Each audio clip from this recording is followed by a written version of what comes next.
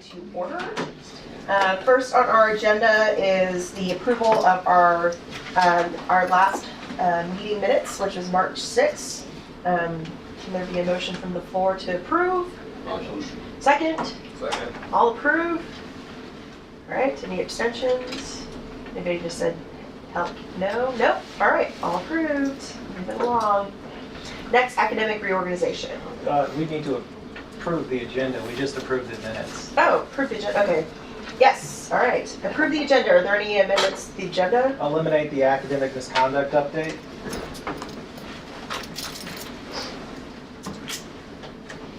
It's all at the bottom under my report. Okay. Thanks.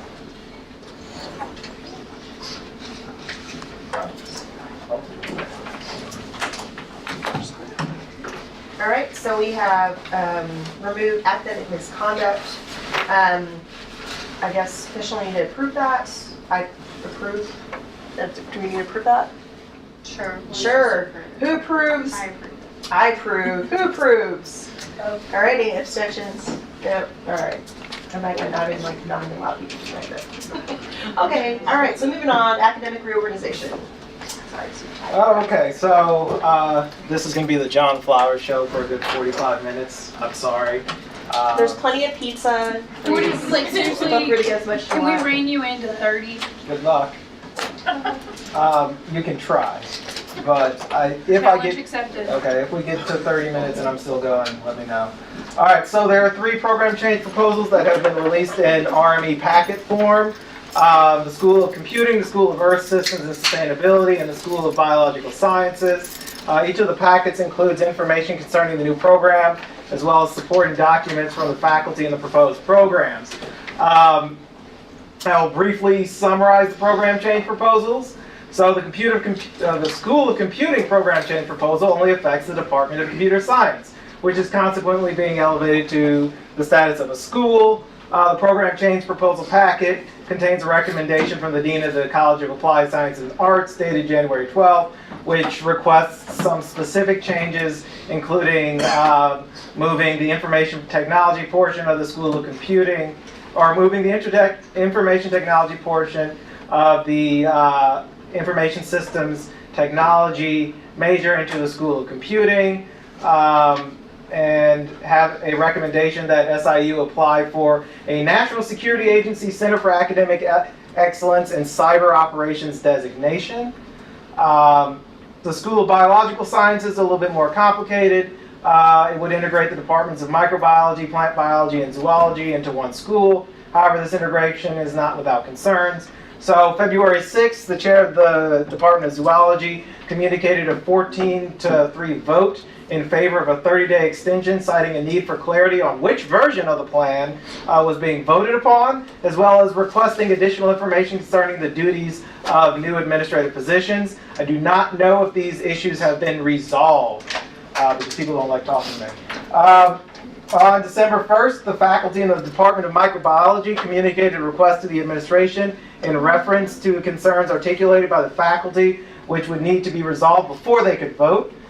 So one of them was weighted voting, which would give each unit in the school the same number of votes. So this would be a way of addressing a concern about the ability for smaller departments to have equal, or smaller divisions to have equal representation to larger divisions in schools where they're moved. The disposition of the molecular biology, microbiology, and biochemistry graduate program. Essentially, there are faculty who are cross-listed, and the operating papers of the program say that the chair rotates among different faculty. They wanted to know whether or not this would still be the case and what the disposition of the program would be given the proposed reorganization and the movements of faculty around. And the allocation of research overhead and teaching assistant lines given the smaller size of the program, which is basically a concern for whether or not they would be allocated the same amount of research overhead and teaching assistant funding that they've been given previously, since they're being moved into a department with several large units. I don't know if the administration has responded to these issues. To be clear, this would be important to know, as it would give some indication as to the direction of the administration where internal college governance is concerned, specifically the way in which they view maintaining equal representation among smaller and larger units as they are moved into the same school. So knowing this is not just beneficial for understanding the School of Biosciences, but understanding the way in which the administration wants to muck around with shared governance generally. The School of Earth Systems and Sustainability did not encounter much in the way of concerns where reorg is concerned, save for an interest in the location of the Department of Forestry, which has since been resolved. However, the packet included a statement from the faculty in geography and geology that indicates some other kinds of concerns. I can reproduce this statement at request. However, I want to call attention to the following concerns at the administration level. So again, there was a request for a clarification on the duties and compensation of the school director, a request for clarification on the duties and compensation of program coordinators, a request for 2 additional tenure track hires in sustainability, a request for programmatic retention of fiscal authority of foundation and overhead accounts. Basically, they're saying, if you put us in the same school, we want authority over our monies regardless of whatever your intentions with the financial oversight is. A new college council with programmatic representation. So I'd also like to call attention to the fact that this statement from the faculty in this proposed school is the only statement that I've seen thus far that addresses student concerns, specifically insofar as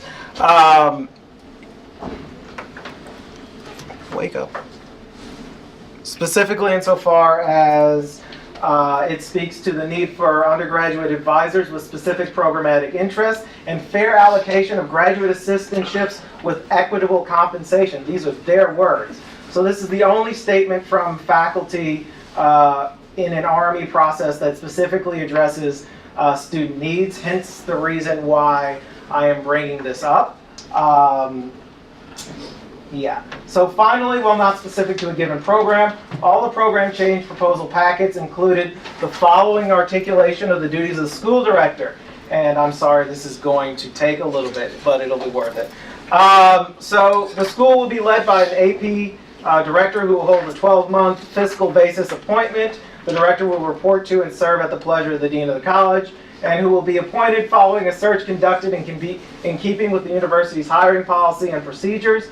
The university policy on department chair responsibilities applies to the school directors. In keeping with this policy, the school director is the chief academic, administrative, and fiscal officer for the academic unit and serves at the pleasure of the dean.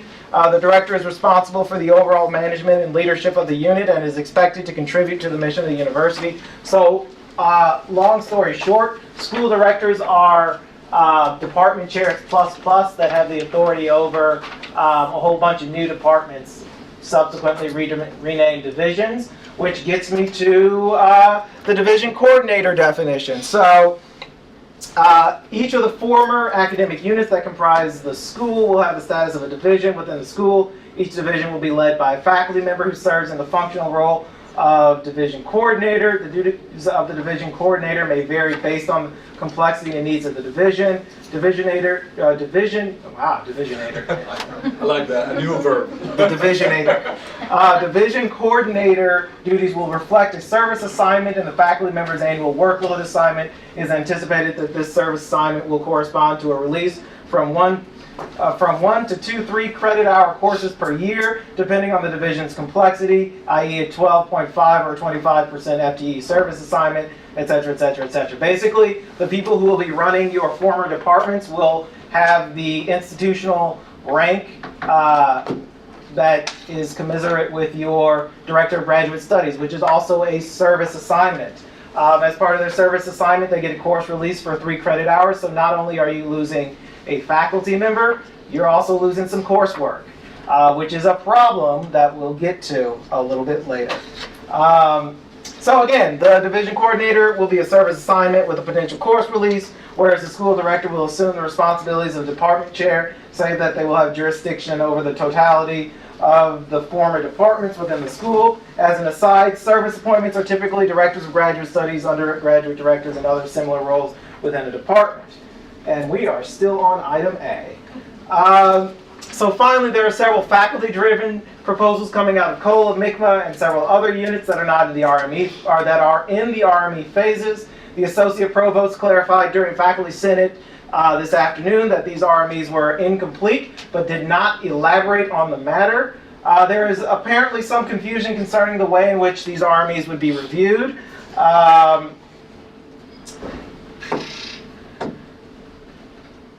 To this end, I provide the following paraphrased comments from Associate Provost Delala and Chevalier from this afternoon's Faculty Senate meeting. So the Provost's office will work with any unit to develop an RME in accordance with its understandings of the guidelines for RME development. Additionally, the Provost stated that they would handle RMEs that emerge from the faculty in the same way that they handle the RMEs that emerge from the administration. All RMEs are communicated to constituency bodies through the Associate Provost for Academic Programs Office, regardless of who generates the proposals. The Provost's office distributed RMEs simultaneously to Grad Council and Faculty Senate in response to the Graduate Council and Faculty Senate's attempts to strategize how to process the number of RMEs. It is the position of the Provost that the Faculty Senate and Graduate Council votes should not come before the faculty vote. The idea with the simultaneous release is to allow Faculty Senate and Grad Council time to review the proposals in a transparent way and not to override the faculty. All right, so that is item A. Are there any questions about that? All right, sweet. Oh, where are you getting, is all the information you're getting from the RMEs that I sent you? Like just from reading them? Yeah. Okay. Yeah.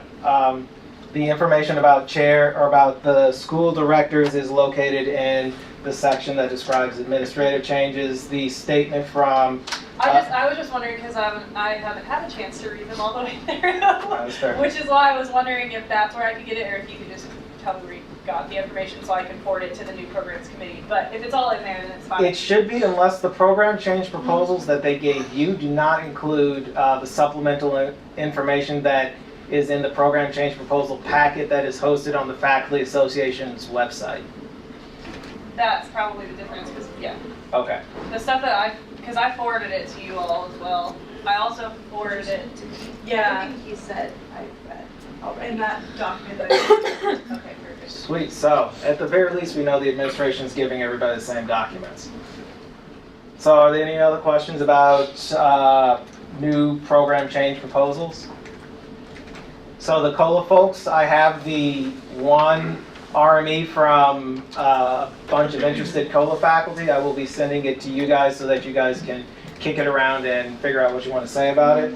As soon as I get the MICMA and whatever other units are generating faculty stuff, I will send it to the appropriate representatives so that I need not take up the full body's time considering that kind of thing. So, program change process. All right, this is fun stuff. All right, so at the Board of Trustees retreat, Carlo distributed a document which indicated the administration's understanding of the program change process. Here's the fun part. There are several errors with this document. Here's the document. It's on the administration's website. And since the DE isn't here, I don't think I'll get angry emails from the administration this time. So this is the thing. So the administration appears to believe that they can mandate a timeline for Faculty Senate and Graduate Council. This is not true. My review of the Faculty Senate and Grad Council operating papers indicates that Faculty Senate and Graduate Council are not subject to administrative mandate where a timeline for RME approval is concerned. Specifically, Grad Council is bound by its operating papers to provide first and second readings of RMEs and to extend the review time should concerns arise between first and second readings. My review of the Faculty Association contract to Article 9 process indicates that there is nothing in the contract that grants the administration the authority to impose a deadline on Grad Council or Faculty Senate. However, there's nothing to stop them from doing so either.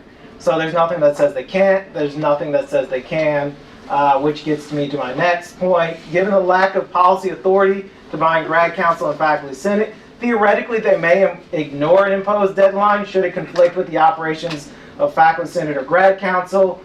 This authority is more firm in grad council, as the council has the authority to approve graduate policy changes in keeping with the operating papers of the grad school. And this is where we get into the errors. So the additional contractual step and the arrow from program change plan to faculty senate and grad council is not obligated by either grad council or the faculty association contract. So this box here says contractual. This shouldn't be here. Theoretically, this should go from proposal to 90 days to program change plan, and then it should go to the academic units, faculty association, faculty senate, and grad council following that, which ensures that faculty senate and grad council get the documents with the votes from the academic units. The current process has faculty senate and grad council getting the RMEs without the votes for some sort of preliminary review, and then they get RMEs with the votes. If it seems backwards to you, you're not actually interpreting it wrong. So one of the things about this is should either of the bodies, faculty senate, academic unit, grad council have a concern, per the contract they can issue a statement indicating these concerns, send the document back to the associate provost or the academic unit for further consideration, and then rehear it at a later time. So at most, and this is something you guys should be aware of, at most this process, as on the screen right here, represents a change from February 15th email from the associate provost, wherein graduate council and faculty senate would receive the RMEs simultaneously with the academic units from the associate provost for academic affairs for informal review prior to receiving a full RME from the associate provost for academic affairs, which would then include the faculty votes. So February 15th, when I asked Associate Provost DeLala specifically about this process, this contractual step wasn't there. That's new, and we'll get to this college level nonsense in a second. Are there any questions about the administration's misinterpretation of how RME processes work? Nope. Okay. College level processes, and this is real fun stuff. So the second process, the college level process, is only correct if and only if academic unit includes college curriculum committees or the colleges themselves. If the process includes departments as academic units, then this process is inaccurate and conflicts with statements made by the associate provost during the faculty senate meeting, specifically that they distributed the RMEs for college changes to the college curriculum committees and presumably our college curriculum bodies for prior review to their submission to graduate council. However, the provost did say, and this is something you guys should be aware of, that college level processes could proceed without faculty senate and presumably grad council approval. So if grad council and faculty senate vote down these things, theoretically they could just take them to the BOT. So I reached out to the provost for clarification on this matter, but they haven't gotten back to me. However, as we'll see, this kind of squares with something another administrator said.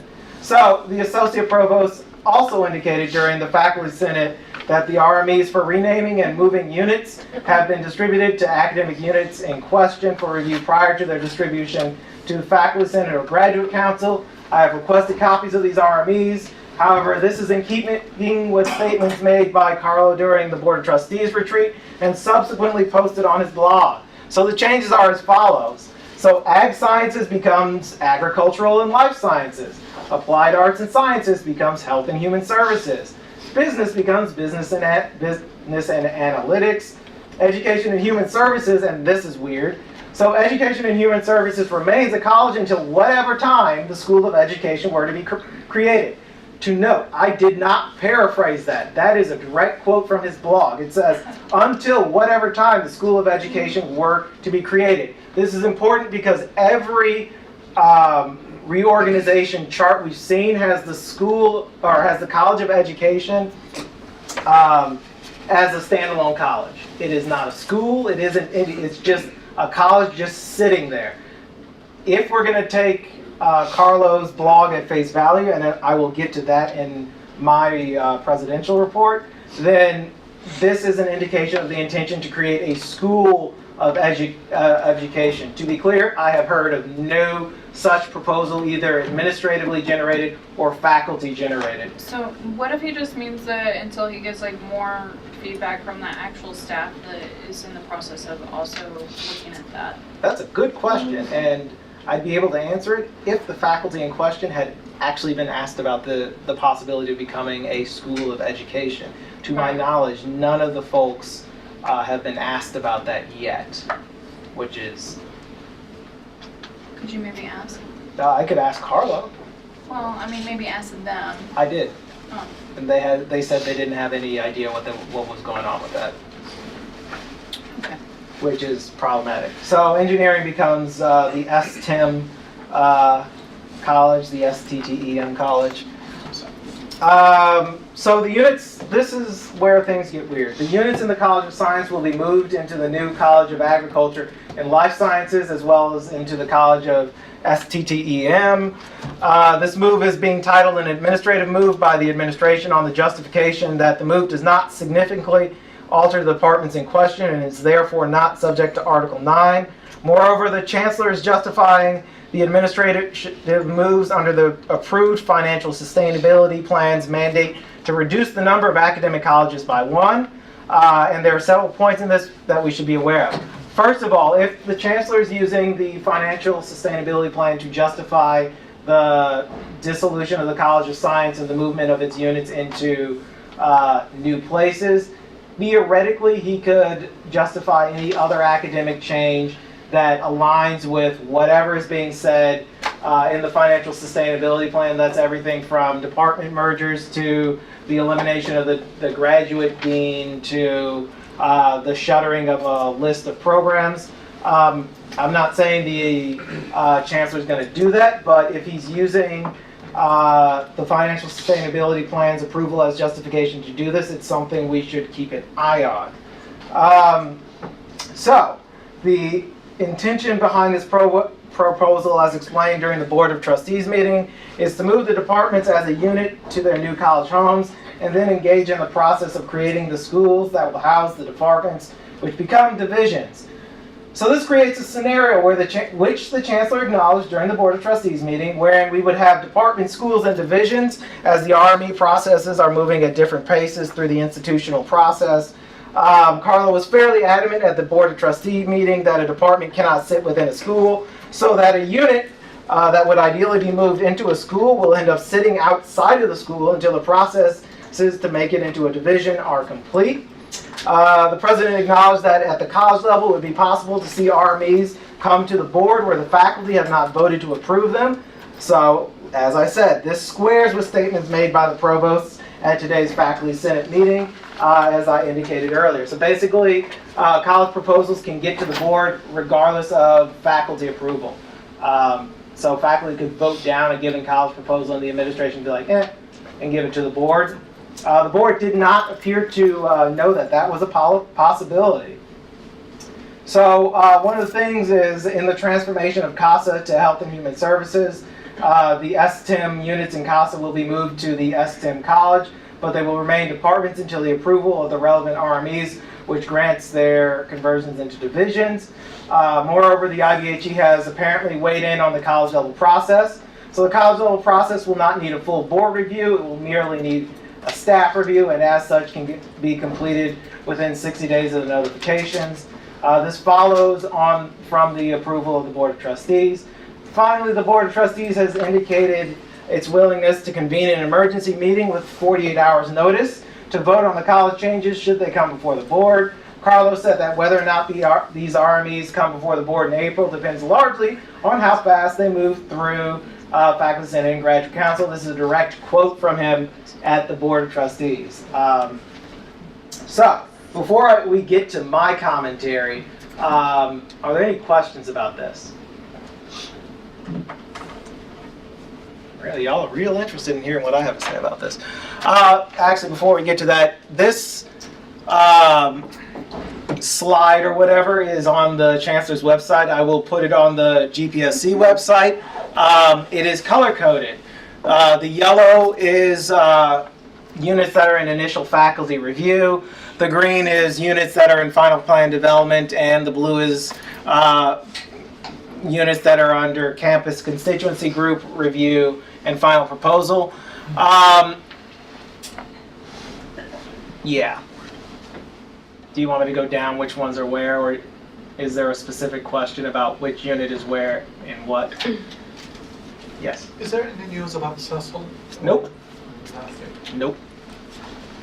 I will check the unit inventory for you and let you know where Cecil is according to the program inventory under the new reorganization.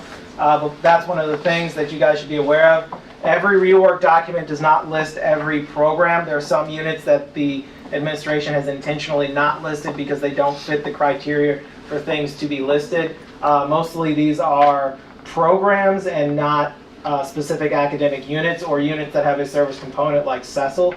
And there are some units that are listed, or there are some programs that are listed but not listed as their full titles, but as their degree designation. For example, college student personnel is listed as a master's degree in education, administration, and higher education, despite it having distinct programmatic structures from other units within the college. So it's kind of a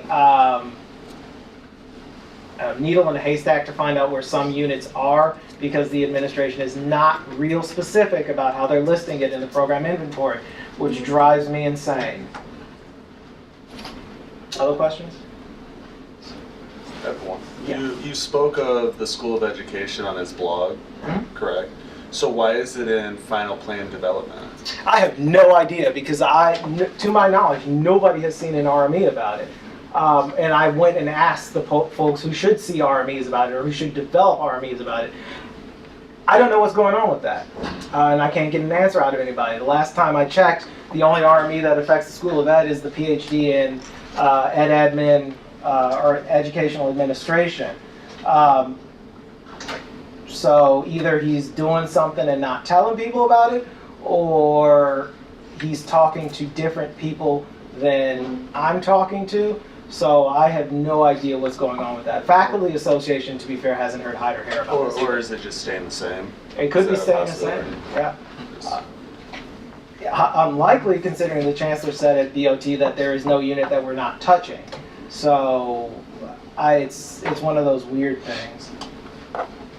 So y'all want my commentary now? All right, this will be fun.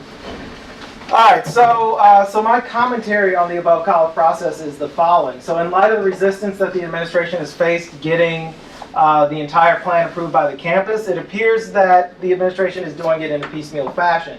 So to be clear, earlier this semester I indicated that if I wanted to get this done in a way that reduces the possibility for further resistance, I would create the colleges that would house the schools, move the departments into those colleges, and then argue for the schools on the basis of ensuring the function of the new college structure. This is, to a point, exactly what the administration has done with its response to the resistance of faculty and staff. So to be clear, and so that there is no mistake, since I assume the DE would be here, this is my commentary based on my understanding of administrative... The DE just is here now. Oh, sweet. So yeah. Sweet. So no administrator has gone on record to confirm that this is the intention behind their current actions in response to resistance to the plan. However, I do not need them to go on record to confirm their intentions. Approving a school structure piecemeal while simultaneously seeking to approve the college structure to house the schools enables the administration to present an argument in favor of the plan on the basis of the institutional chaos that will arise with two different institutional structures operating simultaneously. Further, the current administrative move provides the institution with the argument that the only way to resolve the ensuing chaos is to forge ahead with the plan, thereby allowing them to use the threat of institutional chaos as a means whereby the chancellor's plan appears to be the only solution to all of the institution's problems, despite the organizational problems themselves being the end result of the decisions made by the chancellor. So once again, this is my analysis of the situation. I have no doubt that the administration will come forward to dispute my assessment. To this end, I say let them prove me wrong. Because pretty much there is no other reason to forge ahead with a college-level reorganization if you did not want to provide justification for creating the new schools in the face of resistance through shared governments. Ideally, I would say that in the face of all of this resistance, he should have just left the units that want to move, e.g. the 3 that are in the final phase, do what they're going to do, and then explored alternative ways of structuring the institution, which could have been done, but he did not. So that is my analysis of the situation. Questions about how I got there? All right, sweet. Questions about program change proposals, new program change process, things like that? All right, so y'all want me to get to the VOT retreat? Yeah. All right, sweet. Update from the VOT retreat. So the board is considering a change in the apportionment of funding at the system level between the Carbondale and Edwardsville campuses. This discussion tended to take as a given that the balance of funding would change, but did not determine how that change would be accomplished. Several funding models were considered, the majority of which would provide Edwardsville with between 6 and 10% additional funding based on student enrollment, productivity, growth, research, and other factors. So no decision was made at the meeting. However, this remains a live issue, and it is my understanding that given Edwardsville's growth over the past 3 to 5 years, any formula or new allocation of funds would ultimately result in Edwardsville getting more money than it has previously. To be clear, this understanding is based on the conversation had at the Board of Trustees meeting and does not reflect any decision made by the board. However, if I'm going to be honest, any new funding distribution mechanism, unless unfairly weighted in SIUC's favor, would have to provide Edwardsville with an increase in funding due to their rate of growth and academic productivity. You need only attend a single board meeting to understand this fact. So additionally, there was conversation concerning the opening of a Springfield Law School.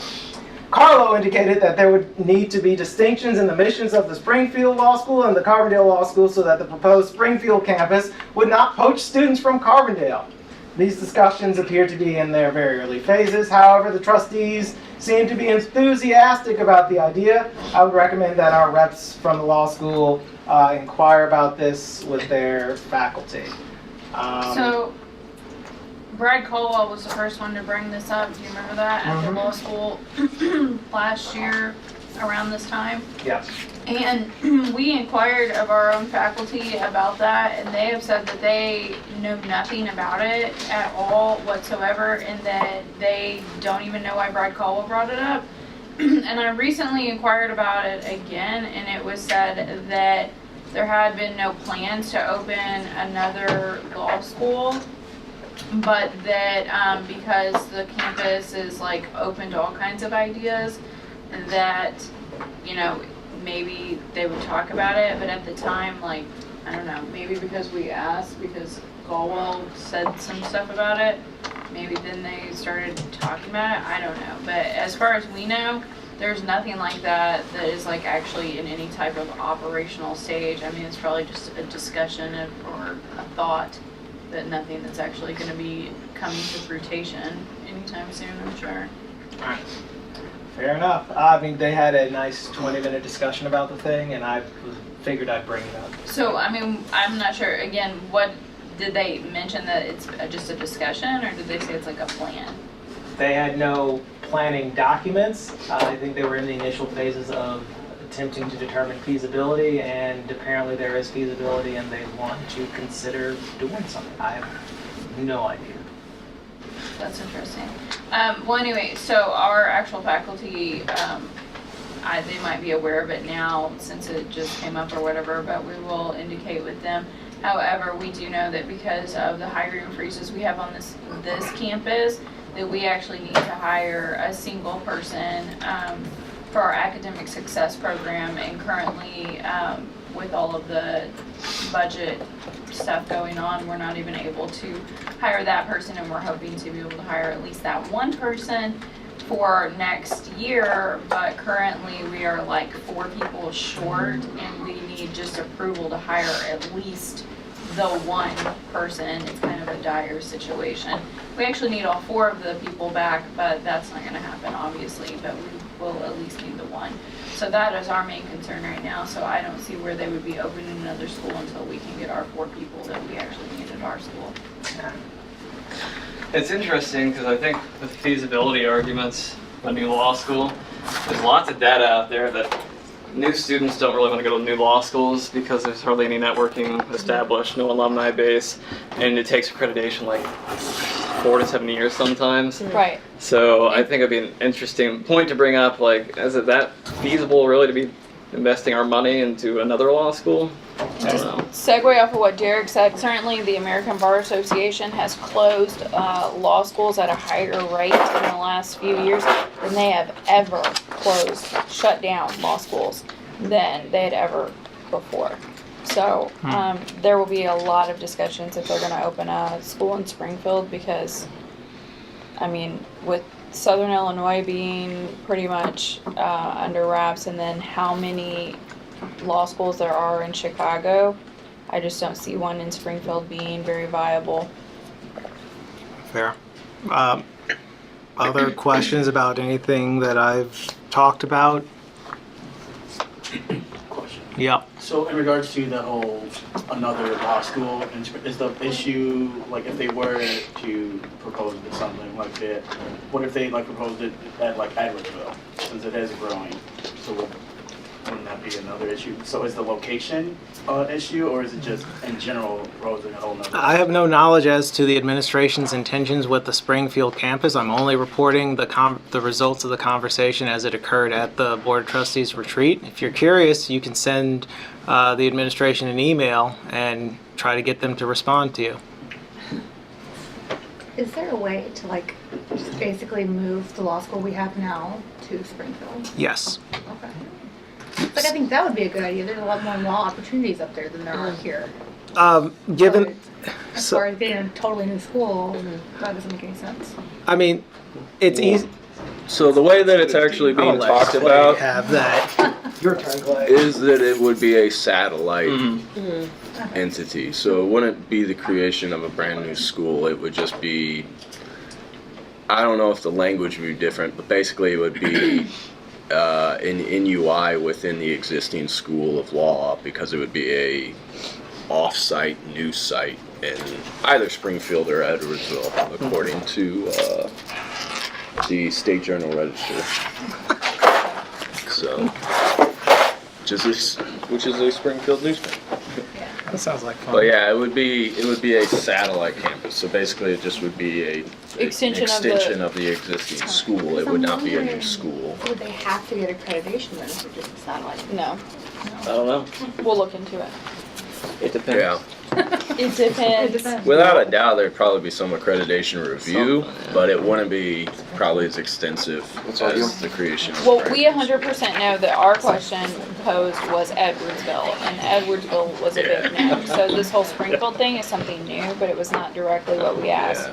And For instance, your point to faculty, I imagine that would be something that would be a pretty significant aspect of the accreditation for creating an additional campus of the existing school, in the sense of having enough faculty to support the right, actual the law school infrastructure would as well. be, if it was satellite, we would actually probably be completely capable of doing that because our IT, we have our own IT department and we have pretty savvy IT people that do all kinds of fancy stuff with our classes now. So, but the ABA still requires you to be in seat. It's not like something you can do at home in your slippers. You would still actually have to show up, but I mean you could do it via satellite, but you would actually have to show up to an actual room. Lauren, did you have a question? Yeah, so just to connect the dots, essentially Carbondale is likely going to lose money to Edwardsville because they have increasing enrollment and have more students. They will have more students than us next year. And Yeah. I know how numbers get thrown around. There's a risk that they will be larger than us next year, but we get like 60%, right? Yeah, it's 60-40 right now of the total system apportionment. So to be clear, because the DE showed up. Yay! To be clear, I actually looked at the way in which other systems apportion their fundings, the kinds of formulae, models, things like that. And while I don't have raw numbers for Edwardsville versus Carbondale, by extrapolating from their rate of growth, which I can find, Carbondale,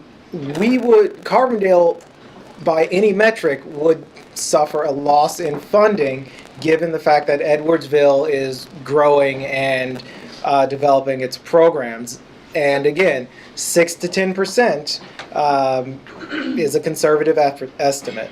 I'm just asking that question because I think that some of the questions that I've tried to ask in grad council about how much does it cost to start all of these new programs and things like that in terms of like getting equipment. I have recently learned that machine learning does not require that you buy a ton of machines. But other programs will likely cost some money. Did they talk at all about the effect that taking money would have on the overall reorganization? Or, I guess my question is, at the board meetings, are there any conversations that are happening in tandem? Like, here are all these moving parts and here's how they affect each other? Or are they just treated as separate agenda items? Some are treated as separate agenda items, some are treated as tandem. To be fair, the chancellor tried to push back against the changes in funding. To be clear, the board didn't make any decision about that, but logistically, we're going to have to give up some money to. Right. So I assume. He tried to push back, and I'm trying to find a polite way to describe what happened. So while the debate kind of fell along institutional lines, the lion's share of the responses was in favor of giving Edwardsville additional funding. So to say that the chancellor was unable to push back, it would be not an exaggeration. Okay. So the answer is these conversations have not necessarily happened in tandem. Conversation about reorg and SAEC losing money. Yeah, these aren't happening in tandem. I don't know if how a reapportionment would affect the reorganization. I do know that the chancellor brought it up, was soundly shut down, and then the conversation continued. So my second question is, we've all been hearing a lot about the reorg and everything, every meeting we attend, not just this one, but others. Do you have any idea, or does anyone here have any idea when we might see changes? For example, when might we see that there's no chairs in our department, or we don't have departments? When can we expect the new colleges, biological sciences, computing, and earth systems and sustainability? When can we expect that those schools will be in place? The colleges will show up as fast as they can get the approval because they're not subject to Article 9. The schools will have to go through one of the two IBHE processes. They're not sure which one. The chancellor has recently recanted his statement about getting things done by July 1st. Not going to happen. So none of these changes will be in effect next year? Like, we will still have chairs next year? Probably. Okay. You're better off. So you should ask the administration, but they will give you the kind of outlook is hazy response. Not prepared to comment? Not prepared to comment, yeah. That is the response that you will get. Although given the description of the college reorgs, e.g. that the chancellor has acknowledged we will be in a situation where we'll have schools and divisions as well as departments and colleges, which, if you recall, last semester he said was impossible. Then we might see some units show up with a new structure next semester and other units taking longer. When we get to my report, I will speak more concretely to why this thing is kind of stuck right now, unless you guys want me to do that right now. I always forget that it's not your report yet, so if that's where it needs to be, that's fine. Yeah. Other questions?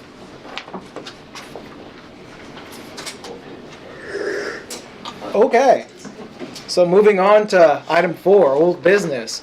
So Last time we met, you guys authorized me to draft a resolution concerning undergraduate participation on the Undergraduate Education Policies Committee.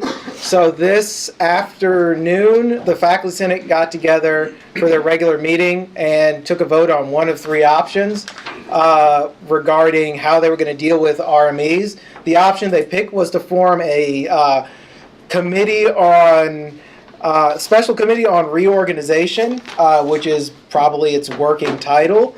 That vote passed like 15 to whatever with a majority, so there is that.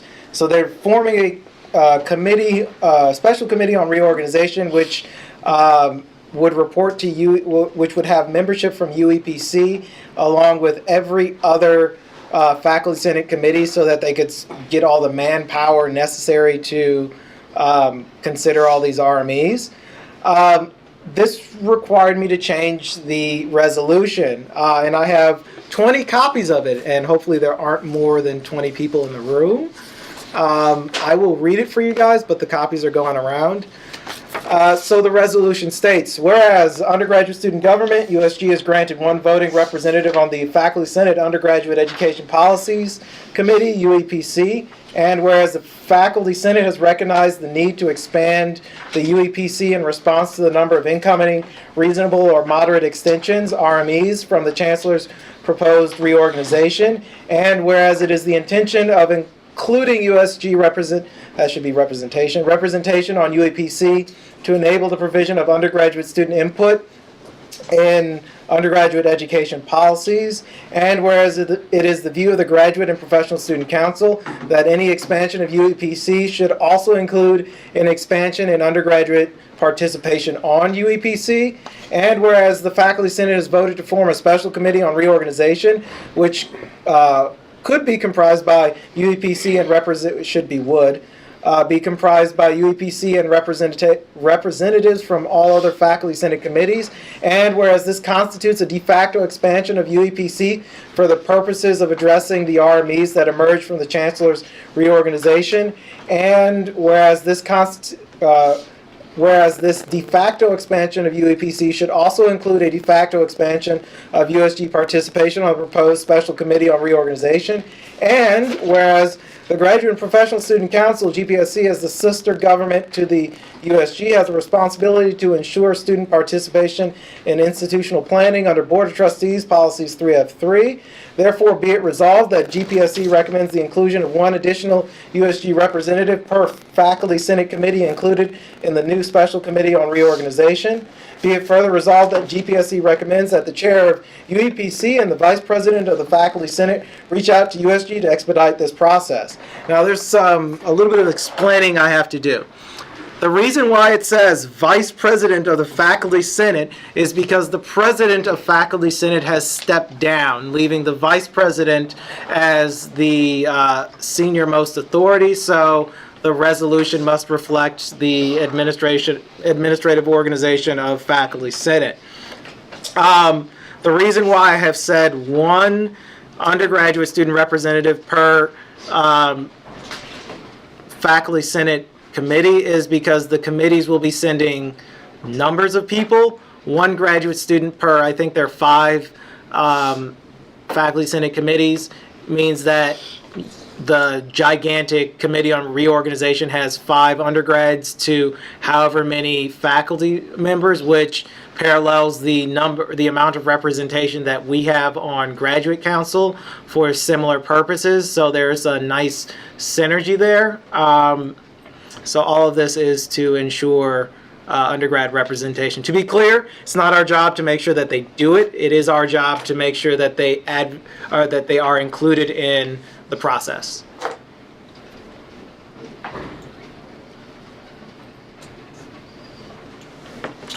All right. Any changes to the resolution except for the could to would and representative to representation? No. Motion to approve this resolution with the changes? Motion to approve the resolution. All in favor? All opposed? Abstentions? All right, passes unanimously. Sweet, I get to stop talking now. quiet, it's on you. Well, I have no report. Grad council meets, executive meets this week Thursday, and then the next council is 2 weeks from then. I got it like 20 minutes ago as far as an update of the final numbers for the survey, but I have not been able to look at that, so I can't really give you any information on where that ended up yet. So that's pretty much it for me. Unless there's any questions. I like your style, Clay. I'll take it from here. I also don't really have much to say, so hopefully this will be a really short meeting. I did send it out, so you should have received an email regarding our research awards. So you'll see a few more of those coming out. And so if you didn't receive that, that is the application for that is up and active on our GPSC website. And so I encourage you to go back to your departments or schools and let them know that that is now available. And it's a pretty easy process. They will just fill out that, there's an entry form that they'll fill out. They will need to write their own letter of kind of saying why they should get the award, and then also they should also receive a letter from a faculty member that they would have to include. Pretty basic. That's going to be, the deadline for that to be turned in is April 10th, and that would be kind of just pretty much end of day. So if you get it in by 11:59 p.m. on April 10th, you have got it in by April 10th. And then the awards ceremony, we have reserved the Hall of Presidents again. So we held our ceremony, end of year ceremony there, and that's where we have the ceremony for that award. And that's where also we'll hold our last meeting. That is a kind of a nicer event. We also have that catered. I'm going to let it, like, we've had bandanas, and so we can have discussions if we want that again, as I look at who we prefer to cater it this time around. So if we have strong preferences against something or for something, I will let the FAB committee know your interest, and we will decide on that. But yes, please note that our last meeting on May 1st will be held in the Hall of Presidents, which is located on the first floor of the library. That's that. And then also, if you... Suggestions to you? Yeah, and also don't forget, if you had traveled to a conference in the fall or are going to be traveling to a conference in the spring, make sure to turn in your travel funding request. That also is active and available on the GPSC website. Right now, we still have a little bit over $5,000. It's not fully calculated, so that's like an estimate because there's a few that came in that haven't been added yet. So there's still quite a bit left, and so I encourage you to get your money. That's it for me. Oh, and also I was just going to confirm, I know a lot of people came up to me last time. I'm going to send out an email, but if you want to give me a quick reminder before you leave, if you were on that, if you're going to be serving on the research award committee that looks at those submissions, just come and yell your name at me one more time so I can write down really quick to send everybody a confirmation email, and also then tell you who your teammate will be, and I'll explain that to you later. Sweet. All right. Time for my report. So as I mentioned, the President of Faculty Senate has stepped down from her position. She is succeeded by her Vice President.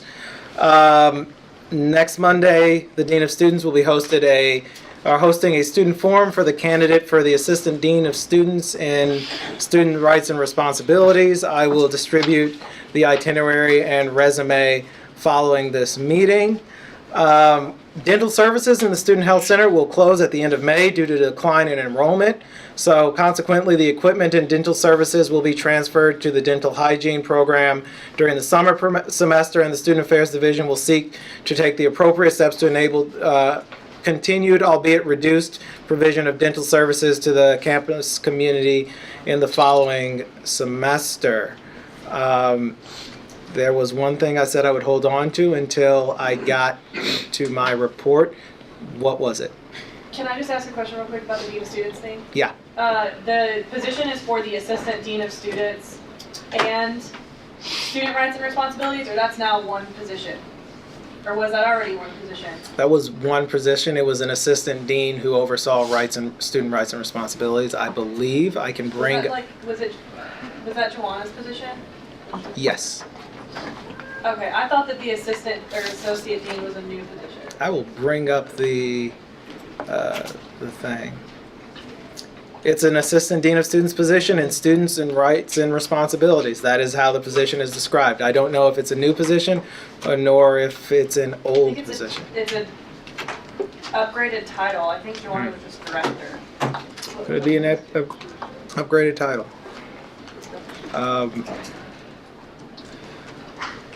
That's relevant for anyone who has concerns about Title IX, student rights and responsibilities. Does the punishment side, I don't know what we call it legally. Sanctions. Punishment side. Institutional sanctions. That's what the code of conduct. Institutional sanctions. Yeah, that's what the code of conduct calls it. So the dental services is closing at the end of the semester? At the end of the semester, May is. So do they plan on openings back up eventually once enrollment goes up? Like, is there? I have no knowledge. I went there because I had a toothache, and they're like, yeah, we're kind of booked because we're closing at the end of May. And then I went to Lori and asked for clarification. They're closing dental services in the Student Health Center due to declining enrollment because we do not have enough money to keep it open. The equipment is being moved to dental hygiene, and then dental hygiene will pick up some of the services provided by the existing dental services unit in the Student Health Center. To be clear, the dentist on staff is actually retiring, so they're going too. So, yeah. Abdul Samad. Yeah, I got a question about the students dean. I don't know why when I hear that title, it comes to my mind only undergraduate students. Is that correct? Are we more under the graduate school, and all undergraduate students are more under the students dean? No. So the dean of students for SRR would be the senior most administrator for student conduct code violations. So the unending headache that is the academic misconduct policy that I am still sorting my way through would be overseen by that individual and probably the graduate dean, as the grad catalog basically says you cannot file academic misconduct things under the graduate catalog academic grievance policy. You got to go to the student code of conduct. Student code of conduct gives a long process with a set of sanctions that involves the dean of students and the graduate dean. To be clear, graduate students are subject to the student code of conduct. So if you set fire to a building, it's just like as if an undergraduate had set fire to a building. I don't advocate setting fire to buildings, but there it is. This is a thing that affects all of us because we're all subject to it, except for the students at the law school because you guys have your own code of conduct. Except for certain things that are still covered by the... It's a weird hybrid. Yeah, it's kind of a mess. But yeah, no, it affects us too. But mostly it's focused on undergraduates because, to be honest, grad students, the most that student rights and responsibilities has to deal with out of graduate students is academic misconduct, and faculty can't even get that right. That's an interesting position because the dean of students has nothing to do with undergraduates. The student rights and responsibility does, and the job call says they're also overseeing Saluki Cares and Saluki Speaks, which are like positions that requires this person to be really embedded in student life, which would make it very difficult then to have to. Yeah. I do not pretend to. We already don't do. I do not pretend to understand how these decisions are made. I merely report them and provide input. Insofar as this is concerned with SRR, we need to have an active interest in it because I cannot tell you the number of students in the past 2 semesters who have shown up in my office about academic misconduct, and I've had to go explain to folks how the academic misconduct policies work at the institution. It's a bit of a headache for me, which is why you guys don't have an update for the academic misconduct update, because I want to put Lori Stetler and Dr. Wallace in a room and so that we can hash this thing out, because I'm really getting tired of this weirdness with the policy. Other questions?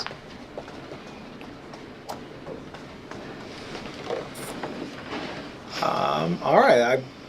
I have nothing else unless somebody remembers the thing that I said I would hold on to for my report. Nope. Okay, good. It was something about something I asked. What did you ask? I forgot.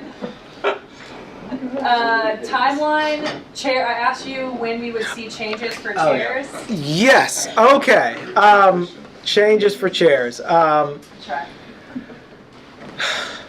That is a complicated issue because a unit that becomes a school would be subject to the school director position, which means there's no more chairs.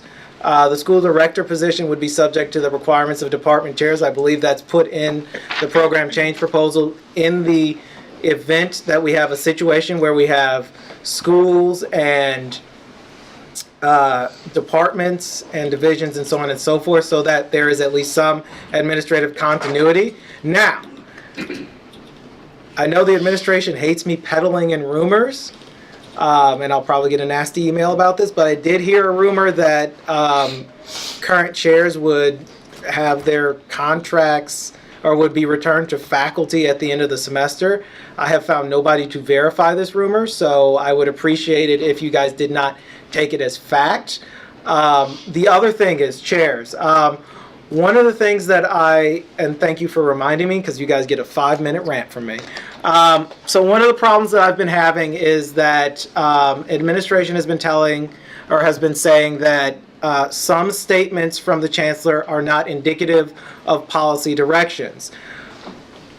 In full transparency, when I was scolded by the associate provosts for my comments last meeting, which were reported by the DE and have subsequently been confirmed by faculty, the language they used has henceforth appeared in the chancellor's blog. So it is my intention to treat every public statement the chancellor or his subordinates makes as an indication of institutional policy.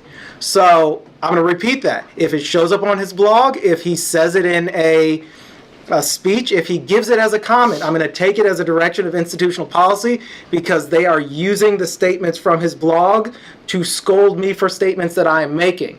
If they didn't want me to treat the chancellor's statements in this way, they wouldn't use them to scold me.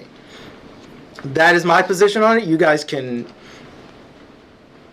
ask me questions as to how I got here, but to be clear, if it shows up on the blog, I'm treating it as an indication of a policy direction. If it comes out of a meeting with the faculty, I'm treating it as a policy direction.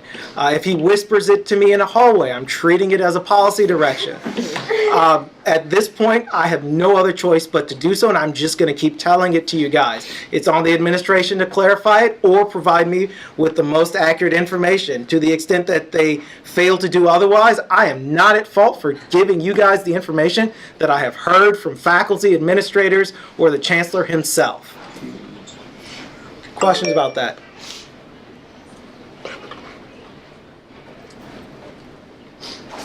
Okay, so just to be clear, if the chancellor says it to me, I'm going to report it as a direction of an institutional policy because I have no other choice. And y'all in the DE can report that because I'm really getting tired of being scolded by the administration every time I report something and they change the narrative on me. Just to clarify what you're saying, is what you're trying to say that the administration has made it somewhat clear that if we hear something from Carlo, we should clarify it with other people before talking about it? Yeah. We should probably, that's literally what they're saying. If we hear something from the So chancellor. the onus is on us to make sure that the chancellor knows what he's doing. Yes. Cool. You can quote me on that one. Shared government. That's not how shared government is. Last thing before I let you guys, go. I do feel like I'm sharing a lot. So last thing before I let you guys go, we have a severe faculty attrition problem. We are running out of faculty to run graduate coursework all across the campus. Initially, this was mostly confined to COLA and some of the STEM areas. Now it's everywhere. It's even messing with me. So I'm a little bit upset about this. But we'll put that aside. We, I think yours is a good example. oh, well, That you okay. turned in everything on time. To be fair, I turned in my 500-page dissertation and met all the timelines, but given the faculty shortage in my department, I have to extend my graduation beyond. I don't get to walk in May because my faculty are so overworked that they don't have the time to set up a defense for me until after the submission deadlines for the graduate school. This isn't about me. This is about how screwed we are. I'm gonna still use you as an example though, because that's a good example. So that No, means it's you have not. to, that means you have to pay for an extra. No, I don't. So good. All right, I was about to say. But no, that's Most people would have to pay for another additional semester. all this is to say that any reorganization that does not address the sheer amount of faculty we're losing is a half measure. And I'm fairly certain the School of Law will agree with me. If we don't replenish our faculty lines in some substantial way, many of us won't have graduate programs to speak of. Many of our colleagues will be forced to contend with extended times to degrees, things like that. This is not something that we as an institution, as a graduate student government, can afford to tolerate anymore. We need more faculty. If not tenured track faculty, then, well, no, we need tenure track faculty because grad council policy forbids non-tenure track faculty from sitting on dissertation and other such committees. So if the dean wants to report something out of this meeting, we need more fucking faculty because without it, we won't have graduate programs to speak of come this time 2 years from now. That's it. Round table discussions. All this to eliminate ever telescoping time to a degree. Yes, that was a concern initially reported in the Chancellor's FAQ to reduce grad student time to degree. But nothing on getting actual faculty lines to facilitate that. Nope. Well, so faculty lines from the sweeps of last year will be allocated according to the reorganization, is the response I got to that question back in like September. What does that mean? They are going to address areas that require additional faculty after they restructure the university. Yeah, no, Which makes perfect sense. I mean, yeah, unless, okay, that's fair. I've got a round table. You got a round table? I've got a round table. The law school, April 4th. We have Aline Norcross, who is the director for state and local policy projects at George Mason. And she's given a presentation on the Illinois fiscal breaking points, causes and consequences of a state in distress. And afterwards, the wine and cheese reception open to the whole campus. What? And you can come and ask her questions about why the state is freaking broke and corrupt. And it should be fun. I welcome everybody. Wait, what was the? Can you remind us of the day and time? April 5th at the law school in the big auditorium, and it's at 5 p.m. Is it the 4th or the 5th? You said 4. April 5th on a Thursday. I did. Thursday at If I 5. get like a reminder email, Oh yeah. would be awesome. Yeah. I also have a round table. Mm-hmm. The music school is hosting their annual Outside the Box Music Festival, which is an all new music festival. And it starts on the 24th and it goes all the way through to the 31st. A lot of the concerts are free to students. You can look at the schedule at otb.siu.edu, I think. I'm actually organizing a recital. It'll be on Sunday the 25th with music from 1900 to about a couple years ago. Ooh. So a bunch of new weird stuff. So if you like new weird Cool, stuff. cool, cool. All right, Jesse. Roundtable as well. This Friday and Saturday is the English Graduate Conference through the English department. It goes from 10 to 6 both days. You can come by and see some panels, and starting around 9-ish, there may or may not be free Panera Bagels, depending on when you get there. What? There will also Magic be words. a reception at 6 on Friday, keynote speaker at 6 on Friday, followed by a reception, followed by readings by the creative writing folks down at Molly's Punch. So people are interested in the fun side of that. Where's that going to be located? The all of this is happening in here, actually, in the Ohio and other rooms. Okay, so the river rooms are on the second Rooms, floor. Yeah, and the keynote is in the library. All right, good to know. Will there be wine and cheese at the reception? We think we got approval to sell alcohol, so that's, yeah, I'm gonna say yes, we're going To with. sell or At get? least cheese. It's